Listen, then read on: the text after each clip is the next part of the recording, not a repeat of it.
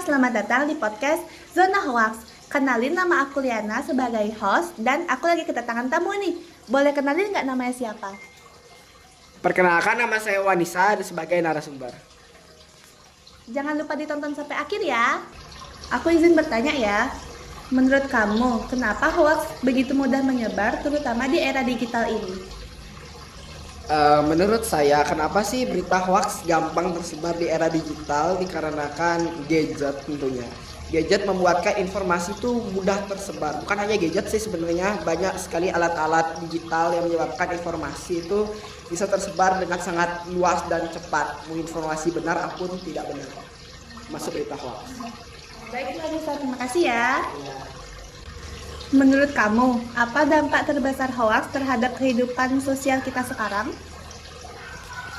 Menurut saya, dampak terbesarnya itu adalah ketika berita hoax itu mudah tersebar karena era digital ini, masyarakat akan menerima berita hoax yang tidak benar, dan dampak terburuknya menurut saya akan terjadi kekisruhan atau kericuhan antar masyarakat dan menyebabkan ketidakharmonisan dan permusuhan antar masyarakat. Itu sih menurut saya.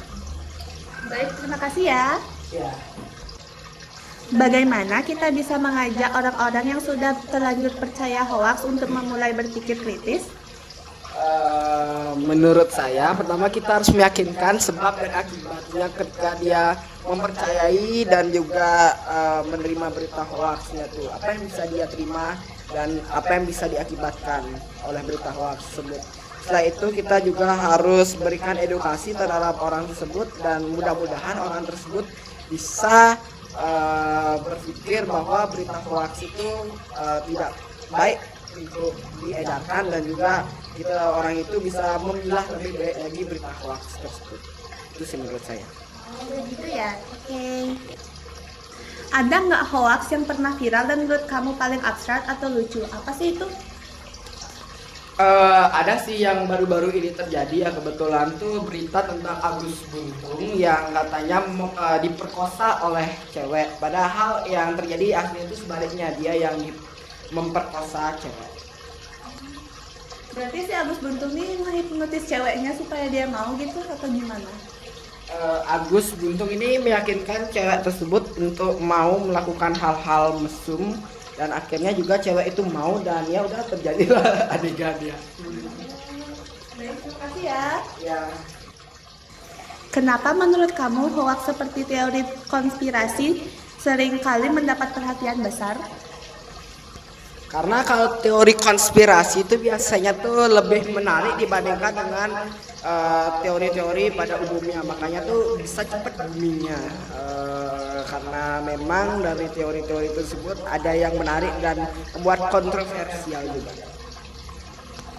Oh, berarti berita hoax itu lebih menarik daripada yang fakta gitu. Menurut saya sih iya ya. Terima kasih ya.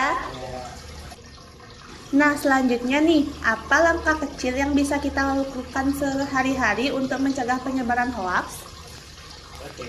Ketika kita menerima sebuah berita, sebaiknya kita melihat validasinya terlebih dahulu, apakah berita itu benar atau tidak. Itu sih langkah kecil menurut saya.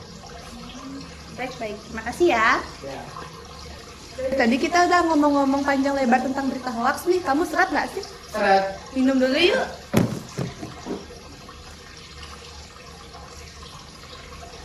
Wah, segar banget ya. Seger banget. Wow. Menurut kamu, apa sih definisi hoax? Oke, hoax atau berita hoax adalah sebuah berita yang tidak memiliki validasi atau kebenarannya. Jadi berita hoax adalah, kita bisa bilang adalah berita bohong. Berita yang tidak memiliki kebenaran. Oke. Mengapa sih orang Indonesia sangat mudah termakan berita hoax?